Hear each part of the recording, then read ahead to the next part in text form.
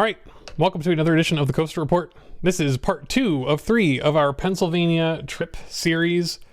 So go back and watch the Knoebels one if you didn't already, because it's got a little bit of background information that might be interesting. Maybe, if, I don't know.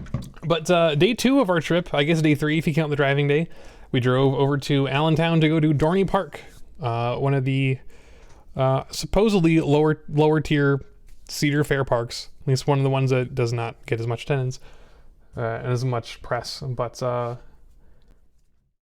was looking forward to this a whole lot because there's a couple specific rides here I wanted to try out, a couple specific rides here I wanted to re-ride, and you know, it's a Cedar Fair park. There's a certain level of quality that you get, and I was going to look forward to it. So yeah, not much else to say. So let's go ahead and go on with the rides here, as usual, in order from least enjoyed to most enjoyed. Starting with, oh yeah, the background slide. I guess I kind of already went through the background. We drove to Allentown and we went to Dorney Park. We have platinum passes for Cedar Fair, so free to park, free to get in, and just goof around. That's what we did. Who drives? Yeah, Jordan usually drives. She let me drive a little bit just because, you know, there's only so long you can drive before you get tired and angry. So you got to trade off a little bit. But usually Jordan drives. It's her car. She's got the big van that we can pack all of our crap into. It's convenient. Yeah, you did drive the whole way to Disney once. I don't know why, but that's what you wanted to do. I'm not going to say no. I'd rather not drive, even though I'm fully capable. All right. Speaking, we were talking about wild mice a minute ago. Dorney Park has a wild mouse. This is the second, like, real traditional wild mouse that I've ridden. The first one was the one at King's Dominion last year. And they suck. I hate wild mouses. It's not just the one in King's Dominion. Turns out they're all terrible. I don't understand. Yeah, apple's apple at King's Dominion. I don't understand why they exist. Who are they for? What's the point of a wild mouse? You squiggle around at the top and it's just kind of painful. Maybe they're better when you ride with other people, because then you're kind of slamming into each other when you go through the tight turns, as opposed to slamming into the leg guards. But man, it's not pleasant for any reason. Yeah, I did not enjoy it. Why do they exist? I don't know. Don't ride a wild mouse unless you really feel compelled to. And you, yeah, presumably someone out there likes wild mice. You know, I don't want to yuck your yum. You do, so if you enjoy it, more power to you, but not for me. Okay, more train rides. So they do have a train ride at Dorney called Zephyr. It's a very unique train ride. This particular model of train, I think they're very rare from what I understand. I don't really remember the details about it. I couldn't find a lot of information about who built it. I think they said it was like a local manufacturer, so not really a whole lot of information there. Yeah, this is the train we set next to each other. There is enough room to sit comfortably next to another person on it. But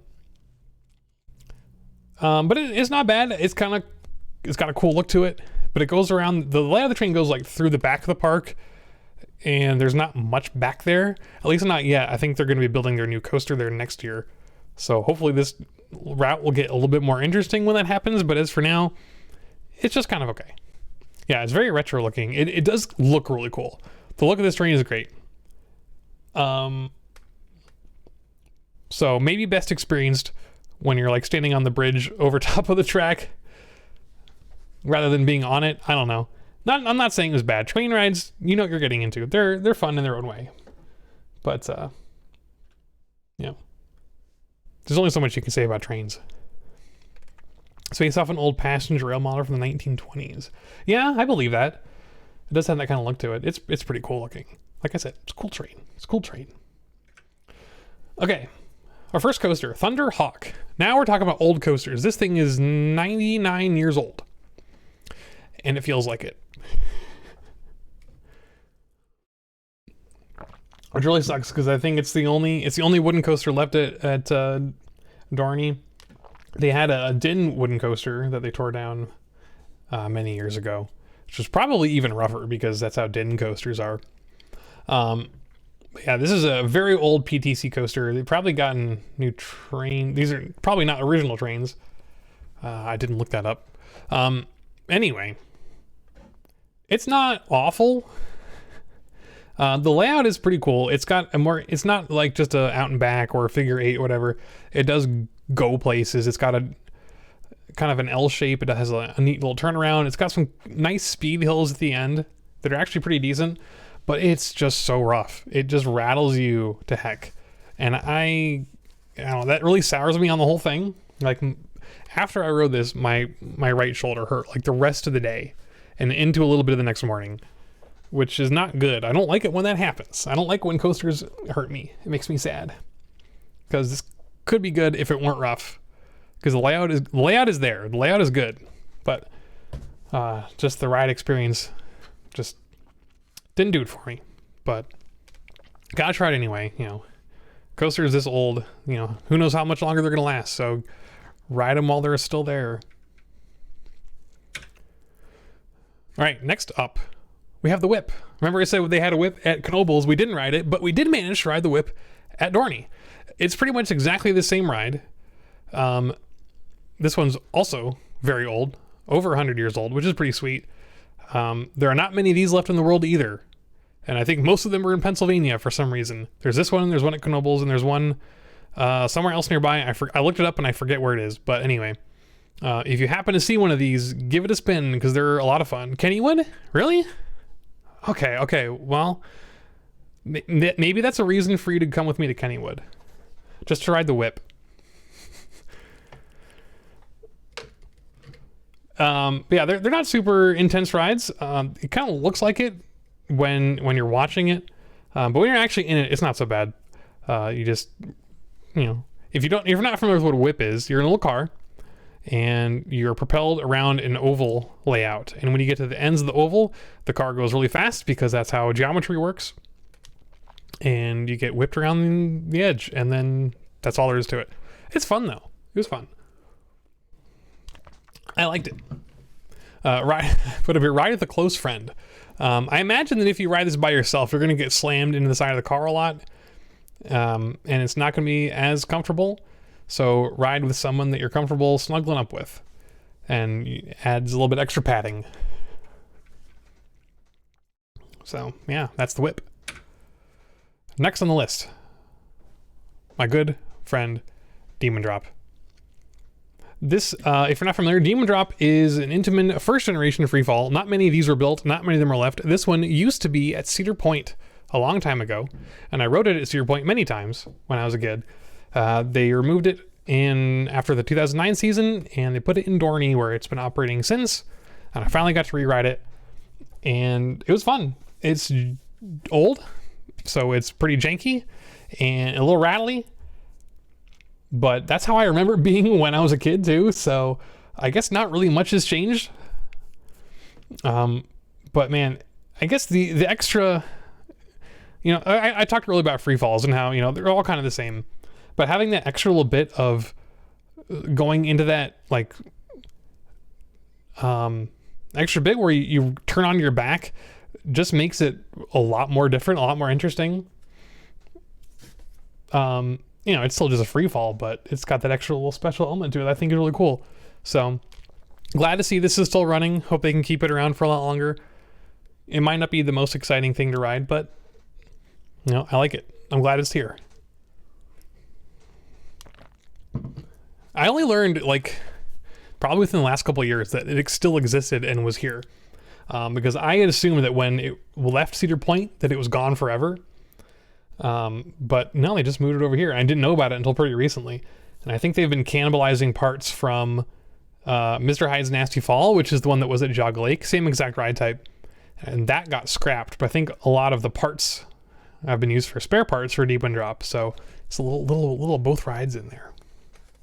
Yeah, anyway. Moving on. Food. So this slide is blank. We did not eat any food at Dorney. Well, we did not eat any food from Dorney.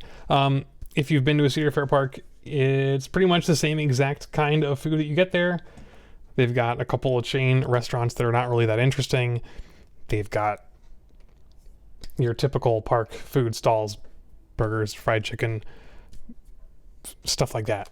We weren't really that interested in eating food at Dorney Park, but we still have to eat.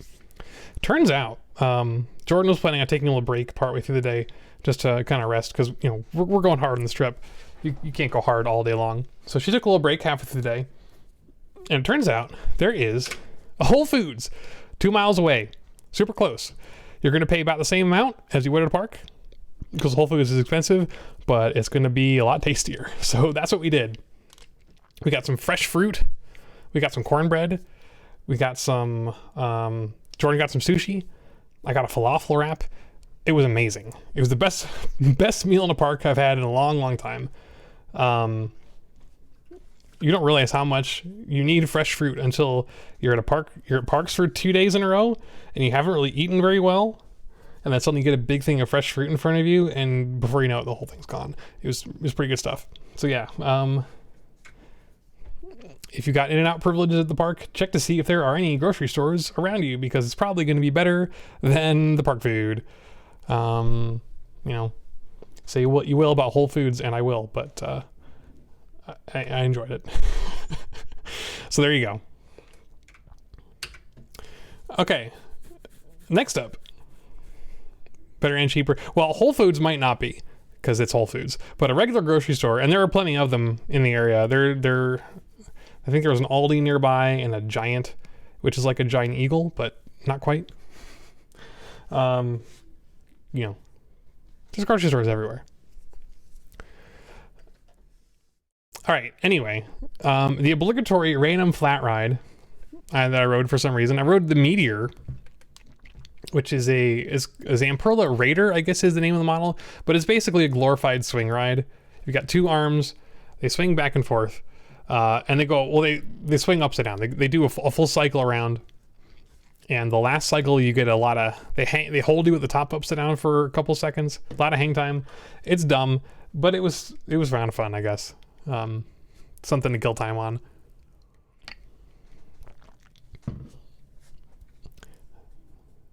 But yeah, there always, whenever we go to parks like this, there's always, you know, if I see a flat ride model I've never tried before, I like to see if I have time to ride it, just to see. I'm not going to bother to ride all the flat rides, but you got to try a new one every once in a while, just to see. All right, our next relocated roller coaster, Possessed, previously known as Superman Ultimate Escape, previously known as Steel Venom, I think. The two names that it had at Jogga Lake. And if you know me, you know I'm a big Jogga Lake fanboy. This is number 2 of my Jogga Lake re-rides since they've been relocated.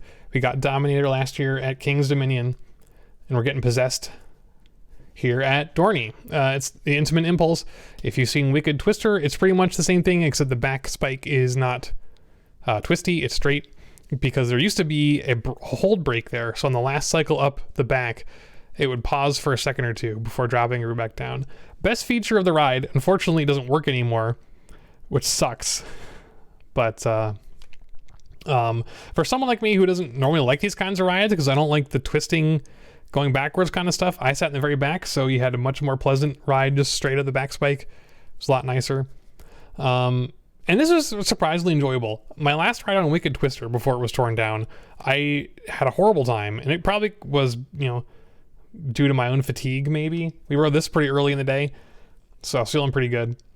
But I had a lot more fun on this one. The launches are super punchy, and I mean that's really the only feature of the ride, but it was fun. I enjoyed it, and yeah, very very fun ride to watch. The Impulse launch sound is so good. It's a great sound. Got to hear that a lot when just, you know, hanging around and watching it go. Good stuff. All right, moving up into the more top tier coasters here. We have Hydra the Revenge.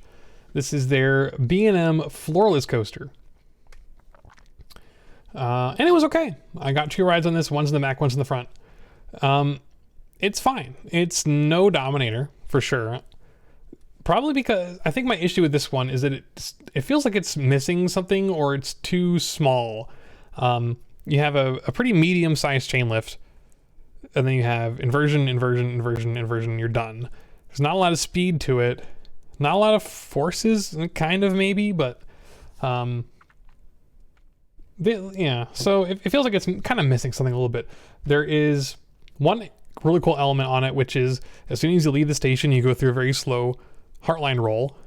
And as I always say, I do like the really slow rolls. They're fun, they're silly. That was a good time. But a fun coaster, but not top tier for sure.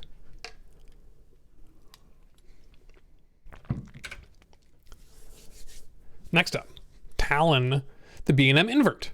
This is, if you've been on a B&M invert, they're all quite good, I think. I think this is my 5th B&M, no, 4th? I've been on 5 B&M inverts. This one is probably the bottom of the list, but it's still quite good. I think it's just because it's a good ride type, and I like it. It's pretty much the same thing as Raptor. If you've been on Raptor at Cedar Point, you're getting a very similar experience here. The elements are in a different order, and they have like a dive loop instead of a Cobra roll, that kind of thing. But they're built very similarly. This one's a few years younger, but they have what I thought was funny, they have the exact same typeface, the logo. They have the same architecture for the station, just the color scheme is different. But they're very similar rides, so if you've been a Raptor, you know you're getting into a Talon. I think Talon's a little bit less good just because it doesn't have, I like the really heavy high G-forces, and I think this one didn't quite deliver as much as Raptor does, but still pretty good stuff.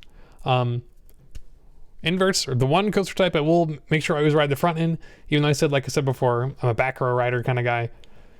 For a lot of these, for the inverts, seeing where you're going is like really a big part of the ride experience. Even though the forces and whip in the back might be really good, not being able to see it, I think really detracts from it. So I did wait the long line for the front for this one once just to make sure I was able to get on it. Actually, I hardly waited at all for the front. I think I actually walked right on the front. But you know what I'm saying. All right, our number 1 coaster at Dorney Park is Steel Force. I was not expecting this one to top my list, but it did. It has, like it says in the blurb, has everything that I want in a coaster. It's got great airtime. It's a hyper, so it's got a lot of really big hills. You get some fantastic airtime over those hills. You get really good speed. It's pretty tall. That first drop going through the first valley into the first airtime hill, it's great speed. And it's got some good forces on it too. There's a helix about halfway through. It really pummels you. It's good stuff. I love this one. Rode it in the front, not the front, I think row 3, which is like what they say is the magic seat, which is a lie. Row 3 is not the magic seat. Row 3 sucks. Second to last row, like I said before, that's where it is. Not on the wheel. You get the best airtime.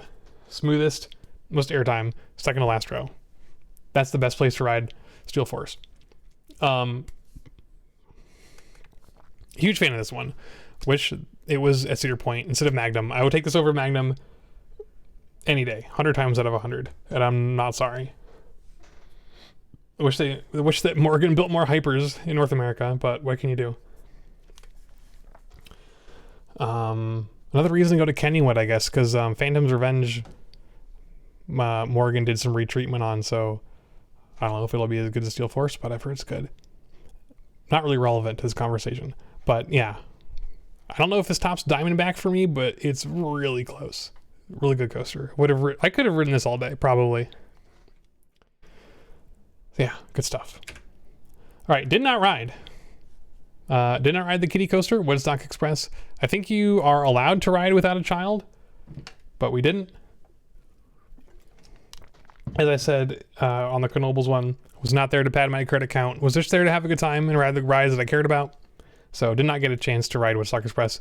Didn't ride any of the other flats. I kind of wanted to ride one of the other flats. I think it was called Revolution.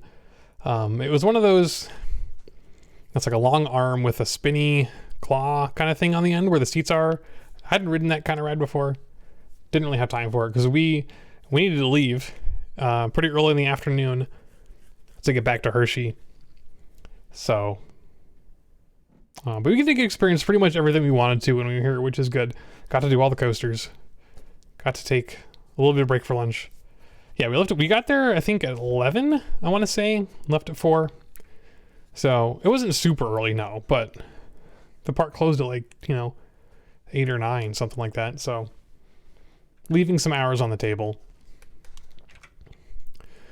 All right, so yeah, general thoughts on Dorney. I liked it a lot. I thought it was nice.